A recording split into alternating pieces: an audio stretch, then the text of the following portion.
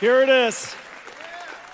Our brand new GeForce RTX 50 series, Blackwell architecture. The GPU is just a beast. 92 billion transistors, 4,000 TOPS, 4 petaflops of AI, 3 times higher than the last generation Ada. And we need all of it to generate those pixels that I showed you. 380 ray tracing teraflops so that we could, for the pixels that we have to compute the most beautiful image you possibly can.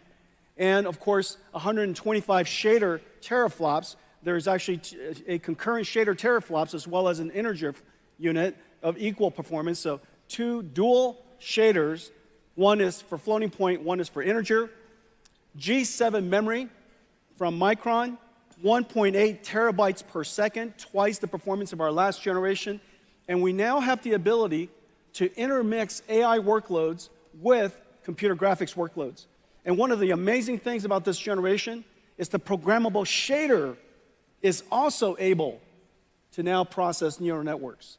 So the shader is able to carry these neural networks, and as a result, we invented neural texture compression and neural material shading with the Blackwell family RTX 5070. 4090 performance at 549.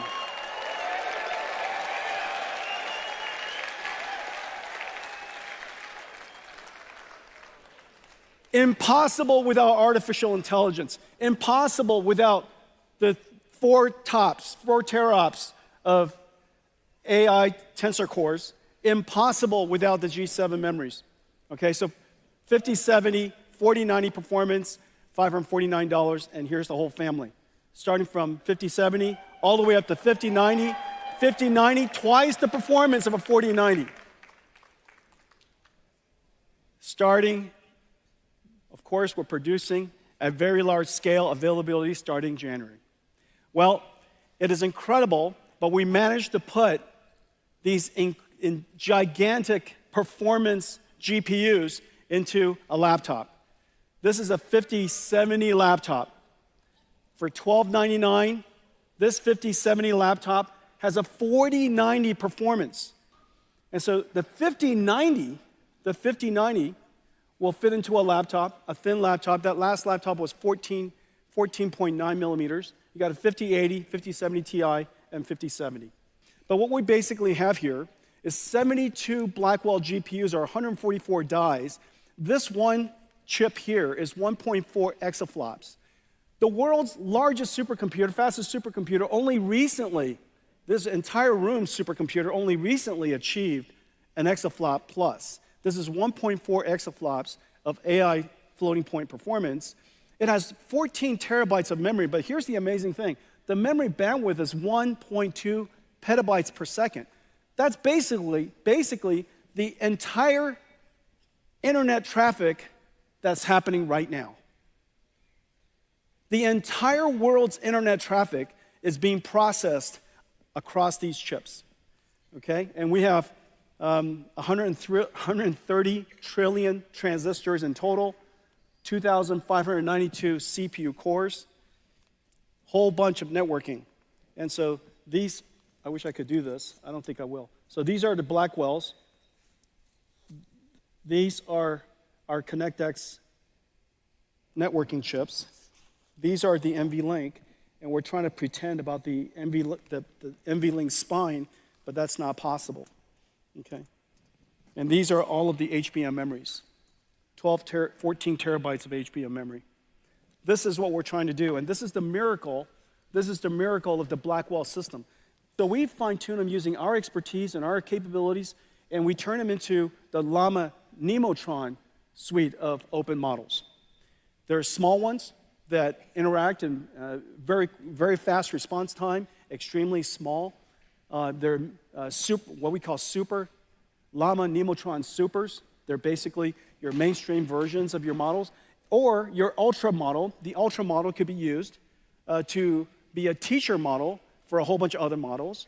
It could be a reward model, evaluator, a judge for other models to create answers and decide whether it's a good answer or not, basically give feedback to other models. It could be distilled in a lot of different ways. Basically, a teacher model, a knowledge distillation model. Very large, very capable. And so all of this is now available online. NVIDIA Cosmos, the world's first world foundation model. It is trained on 20 million hours of video. The 20 million hours of video focuses on physical dynamic things. So dynamic nature themes, humans walking, hands moving, manipulating things, things that are fast camera movements. It's really about teaching the AI, not about generating creative content, but teaching the AI to understand the physical world.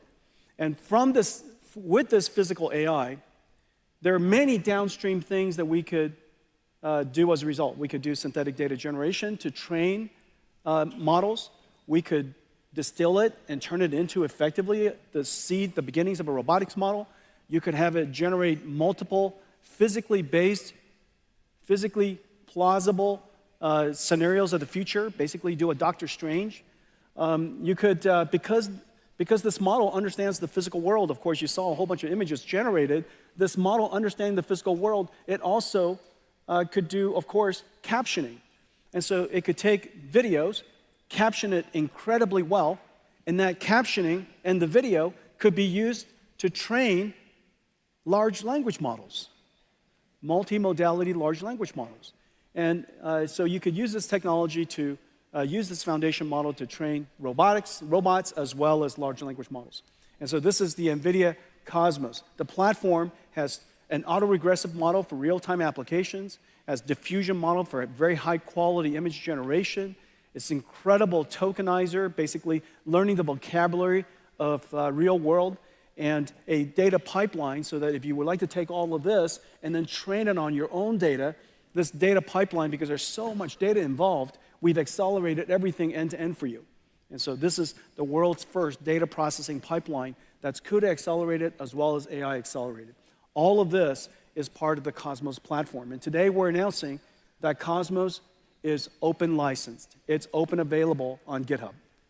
Well, today we're announcing that our next generation processor for the car, our next generation computer for the car is called Thor. I have one right here. Hang on a second. Okay, this is Thor. This is Thor. This is a robotics computer. This is a robotics computer. It takes sensors and just a madness amount of sensor information, process it, umpteen cameras, high resolution, radars, lidars, they're all coming into this chip. And this chip has to process all that sensor, turn them into tokens, put them into a transformer, and predict the next path. And this AV computer is now in full production. Thor is 20 times the processing capability of our last generation Orin, which is really the standard of autonomous vehicles today.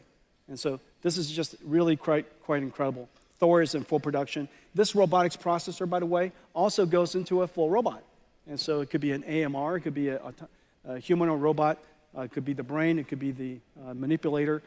This processor basically is a universal robotics computer.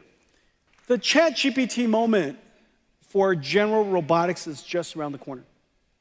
And in fact, all of the enabling technologies that I've been talking about is going to make it possible for us in the next several years to see very rapid breakthroughs, surprising breakthroughs in general robotics.